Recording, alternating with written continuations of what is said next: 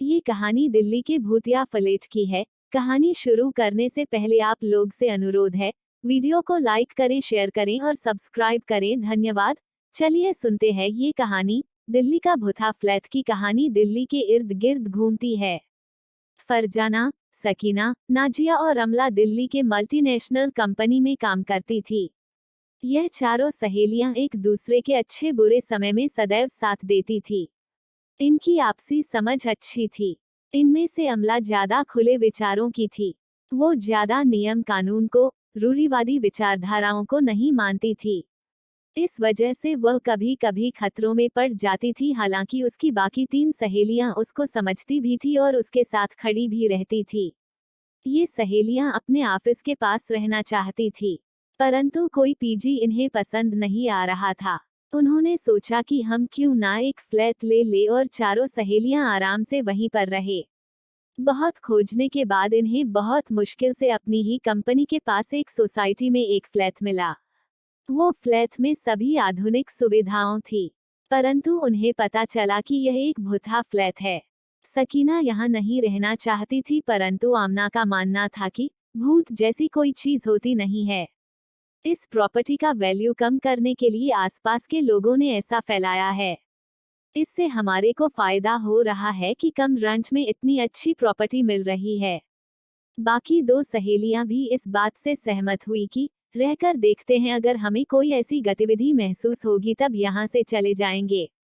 चारों सहेलियां नए फ्लैट में शिफ्ट हो गए, अपना अपना कमरा चुन लिया और सामान यथोचित स्थान पर रखने लगे। इनमें सकीना थोड़ी ज्यादा डरपोक थी। उसे हर बात पे लगता कि भूत ने ही किया है। एक शाम उसने सारी क्रोकरी खोलकर स्लैब पर रखे थे, परंतु सुबह सारी क्रोकरी डाइनिंग टेबल पर पड़ी थी। इस पर सकीना के भूतिया गतिविधि कहने पर फरजाना ने कहा कि हो सकता है कि तुम भूल गई होगी। इस पर सकीना कहती है, मैं भूली नहीं हूँ, मुझे बिल्कुल अच्छे से याद है। इस पर अमला चिढ़कर कहती है कि हाँ हाँ, क्यों नहीं, कोई भूत नहीं होता है। यदि होता है तो मैं बुलाती हूँ, भूत आओ। क्या वह आया? यह सब मन का वहम है। फरजाना कहती है, चलो अब बस यही बंद करो, आज ऑफिस का लास्ट डे है, अटेंड करते हैं, फिर हम सब ईद पर घर चले जाएंगे। शाम को ऑफिस से आते समय अमला ने अपने छोटे भाई के लिए एक छोटा सा प्यारा सा कुत्ते का बच्चा खरीदा। अमला भी हमेशा से एक कुत्ते का बच्चा पालना चाहती थी। सारी सहेलियां उस कुत्ते के बच्चे की मासूमियत पर मोहित थीं। उसकी दवाएं एवं बाकी चीजें लेकर यह सब लेकर अपने घर पहुंचते हैं। फिर डाइनिंग रूम में मैट बिछाकर कुत्ते के बच्चे को वहां बांध देते हैं। फिर फरजाना और सकीना अपनी फ्लाइट के लिए निकल जाते हैं, जबकि नाजिया रात को 9 बजे अपनी ट्रेन के लिए निकलने वाली थी और अमला अगले दिन सुबह। अमला को दादरी ही जाना था, तो वह अपनी गाड़ी से जाने वाली थी। ईद आने की खुशी में इन दोनों ने खाना बाहर से ऑर्डर कर खाया, साथ ही अपने कुत्ते के बच्चे को भी खिलाया। फिर बचे हुए खाने को डाइनिंग टेबल पर रख दिया और दोनों टीवी देखने लगी। अब 8 बजे बज चुके थे। डाइनिंग रूम में जब पानी लेने जब नाजिया आई तो देखकर चौंक गई। उसने चिल्लाकर अमला को बुलाया। कुत्ते के बच्चे का पट्टा खुला हुआ था। सारा खाना जो डाइनिंग टेबल पर रखा था वह नीचे गिरा हुआ था। यह देखकर अमला जोर से चीखती है और कहती है, इस कुत्ते के बच्चे को मुझे खरीदना ही नहीं चाहिए था। मन तो करता है इसे नीचे ही फेंक दूं। देखो इसने क्या किया, अब सफाई करनी पड़ेगी। इस पर नाजिया कहती है, यह इतना छोटा सा बच्चा है, यह टेबल पर कैसे चढ़ेगा? देख अमला, कुछ तो गड़बड़ है।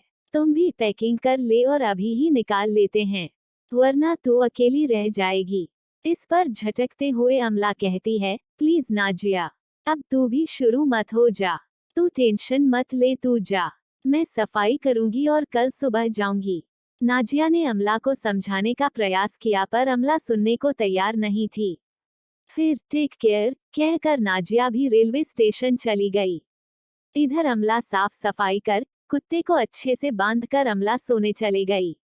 बीच रात में उसकी नींद खुली तब उसे ऐसा लगा जैसे कोई उसके चादर को खींचने की कोशिश कर रहा है।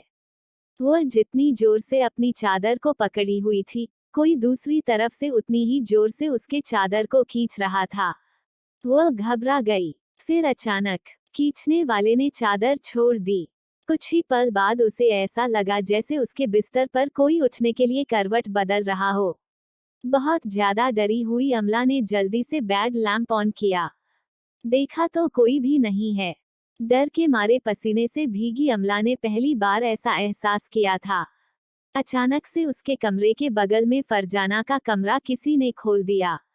वह दौड़कर अपने कमरे से बाहर जाकर देखा तो फरजाना का कमरा खुला हुआ था। उसने घबराकर सारी लाइट्स ऑन कर दी, पर उसे कमरे के अंदर कुछ नहीं दिख रहा था क्योंकि कमरे के अंदर की लाइट बंद थी। उसने अपने फोन का टॉर्च जलाया और कमरे के बाहर से कमरे के अंदर टॉर्च जलाकर चिल्लाने लगी, कौन है? कौन है? जब कोई आवाज नहीं आई तब वह अपने कमरे की ओर जाने लगी। देखा तो यह क्या? उसका कमरा बंद था और वह कितना भी प्रयास करे कमरा खुले ही ना। तभी अचानक से कुत्ते के बच्चे की ऐसी आवाज आने लगी मानो किसी ने उसका गला दबा दिया हो।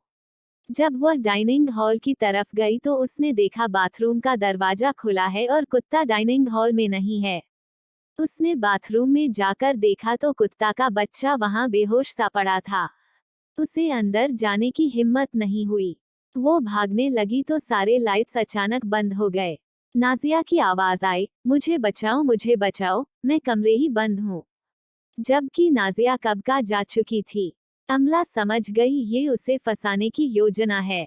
फिर नाजिया के कमरे के खुलने की आवाज आई। नाजिया का कमरा घर का सबसे अंतिम कमरा था। अब अमला में इतना डर भर चुका था कि वह अंधेरे में दौड़ती हुई गाड़ी की चाबी लेकर घर से बाहर निकल गई। भागती हुई अमला गाड़ी में जा बैठी और गाड़ी को पार्किंग से निकालकर रोड पर लगा दिया। जब थोड़ी शांत हुई तो बोतल निकलकर 2 घूंट पानी पिया।